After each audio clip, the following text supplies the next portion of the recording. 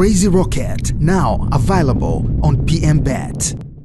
Mchezo ugenini, comment yako kwa namna mchezo ulivyokuwa ni vipi?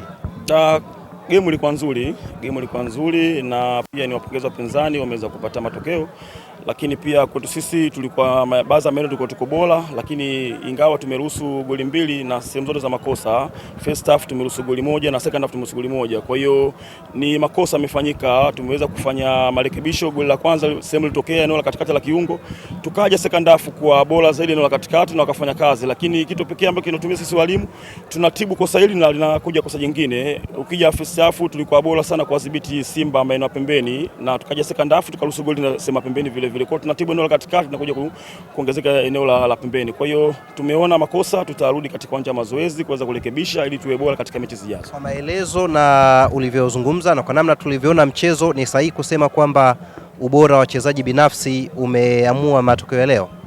Yeah, of course, kwa sababu ukiangalia game ilikuwa more tactical. Kwanza tuliweza kuweka mpango mzuri kwa manage Simba maeneo yote, lakini niwapongeze pia wachezaji mmoja wameweza kupush na kuweza kupata magoli.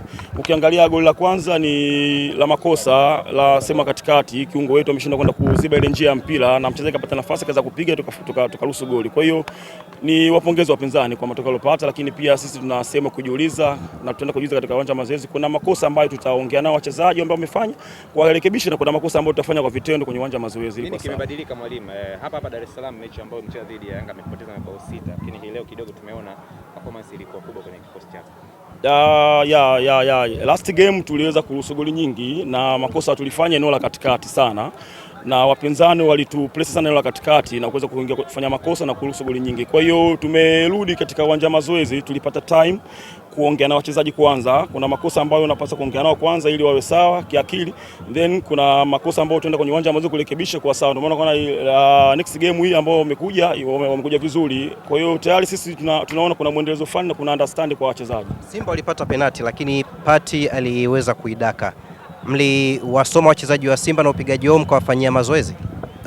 Hiyo ni sehemu pia ya training, lakini vile vile pia nimpongeze kwanza goalkeeper, amefanya kazi nzuri.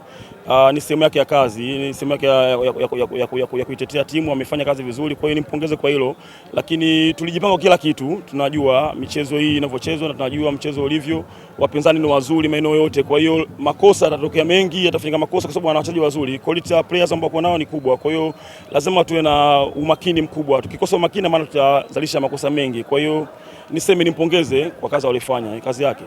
Asante.